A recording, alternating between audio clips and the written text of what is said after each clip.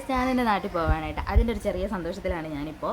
ഞാൻ റെയിൽവേ സ്റ്റേഷനിലോട്ട് പോകുന്നതാണ്. Railway station എത്തി. ഒരുപാട് ലഗേജ് ഉണ്ടായിരുന്നു. ഇപ്പോഴാണ് ലഗേജൊക്കെ എടുക്കുന്നതിൻ്റെ ഇത്രയും ഇതൊക്കെ ഉണ്ടായിരുന്നു എന്ന് ചിന്തിക്കുന്നത്. കാരണം എന്ന് വെച്ചാൽ എൻ്റെ ഇക്ക ഉണ്ടായിരുന്ന സമയത്ത് എൻ്റെ ഇക്ക തന്നെയാണ് പാവം എല്ലാ ലഗേജും എടുക്കുന്നത്. എനിക്ക് മക്കളെ മാത്രം കൊണ്ട് നടന്നാൽ മതി. എത്ര ലഗേജ് ഉണ്ടെങ്കിലും ഒറ്റയ്ക്ക് അതിനെ ചുമന്നുകൊണ്ട് നടക്കും കേട്ടോ.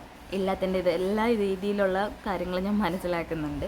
അങ്ങനെ പിന്നെ ഞങ്ങൾ അകത്ത് കയറിയപ്പോൾ എനിക്ക് 15 അങ്ങ് അറ്റം പോയി നിൽക്കണമായിരുന്നു കേട്ടോ. അങ്ങനെ ഞങ്ങൾ ലഗേജും കൊണ്ട് അങ്ങ് അറ്റം പോയി നിന്നു. തിരിച്ച് വന്നിട്ട് ഒരു ചായയൊക്കെ കുടിച്ചു. അങ്ങനെ ചായ എല്ലാം കുടിച്ചു. വീട്ടിൽ നിന്നൊന്നും കഴിച്ചൊന്നുമില്ല, ഒരു ചായ പോലും കുടിച്ചില്ല. 7 മണിക്കുള്ള നേത്രാവതി എക്സ്പ്രസ്സിന് പോകാമെന്നും പറഞ്ഞിരുന്നത്. 7 മണിക്കുള്ള എക്സ്പ്രസ് 10:30 മണിക്കാണ് എക്സ്പ്രസ് വന്നത്. 10 മണിയായിട്ടും എക്സ്പ്രസ് വന്നില്ല. ഞങ്ങൾ അങ്ങനെ അവിടെ ഇരുന്നിട്ട് പിള്ളേർക്ക് നല്ല സന്തോഷമുണ്ട്. പിള്ളേർക്ക് സന്തോഷം എന്ന് വെച്ചാൽ എൻ്റെ നാട്ടിൽ പോകുന്നതിൻ്റെ സന്തോഷമാണ്. അവരെ ഉമ്മയെ കാണാം, ഉപ്പാപ്പയെ കാണാം എന്നൊക്കെ ഉള്ള സന്തോഷം.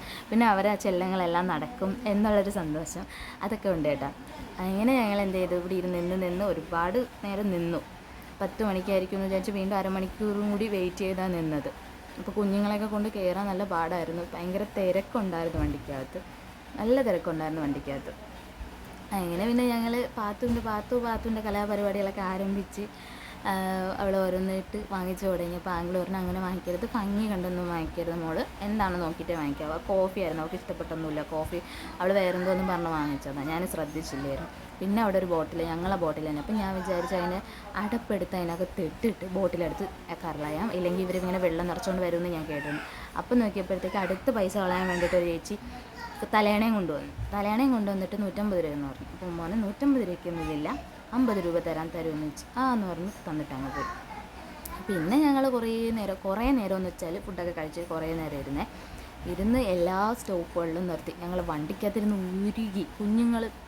കുഞ്ഞുങ്ങളല്ലേ, അവരെയും കൊണ്ടിരിക്കുമ്പോൾ നല്ലോണം എന്ന് വെച്ചാൽ ഞങ്ങളിങ്ങനെ ഇതുവരെ ഈ ഒരു വണ്ടിക്കകത്ത് കയറിയിട്ടില്ല. ഈ വണ്ടി എല്ലാ സ്ഥലവും നിർത്തി, ഏത് ചെറിയ സ്റ്റോപ്പ് നിർത്തി ഈ വണ്ടി വരുള്ളൂ. അത് ഞങ്ങൾക്ക് അറിഞ്ഞൂടായിരുന്നു. ആദ്യം എന്ന് പറഞ്ഞാൽ ഇക്ക ഉള്ള സമയത്ത് ഇക്കയാണ് ഞങ്ങളെ കൊണ്ടുവരികയും ചെയ്തുകൊണ്ടിരുന്നത്. ഞാൻ അങ്ങനെ ട്രെയിനിൽ കയറി വലിയ പരിചയമൊന്നും എനിക്കില്ലായിരുന്നു. ഉമ്മാക്ക് ഇനി മുന്നേ കയറിയിട്ടുണ്ട്, പക്ഷേ ഉമ്മാരാണ് ഞങ്ങൾ ഇങ്ങനത്തെ ഒരു വണ്ടി ഇതുവരെയും കയറിയിട്ടില്ല എന്നാണ് പറഞ്ഞത്. അങ്ങനെ നന്നായിട്ട് ഞങ്ങൾ ലേറ്റായി. 10 മണിയായി കേട്ടോ. നാട്ടിലെത്തിയപ്പോഴത്തേക്ക് രാത്രി 10 മണിയായി. അപ്പോൾ വീട്ടിൽ നിന്ന് എൻ്റെ ഉമ്മ വിളിച്ചുകൊണ്ടിരിക്കുന്നത്, എത്തിയില്ല, നിങ്ങളെപ്പോൾ 7 മണിക്ക് കയറുന്നു. ഞാൻ പറഞ്ഞു 7 മണിയല്ല, 10 മണിയായി, വണ്ടി 10:30 മണിയായെന്ന് പറഞ്ഞു. പിന്നെ ഞാൻ എൻ്റെ സ്വന്തം നാട്ടിലെത്തി. ഭയങ്കര സന്തോഷമായിരുന്നു കേട്ടോ. നാട് എത്രയോ 7 മാസത്തിന് ശേഷമാണ് എൻ്റെ നാട് ഞാൻ തിരിച്ച് കാണുന്നത്. ഇവിടെ എന്തൊക്കെയോ പരിപാടികളൊക്കെ നടന്നുകൊണ്ടിരിക്കുകയാണ്. നിങ്ങൾക്ക് ഈ വീഡിയോ ഇഷ്ടപ്പെട്ടെങ്കിൽ ലൈക്ക്, ഷെയർ, സബ്സ്ക്രൈബ്. ടാറ്റാ.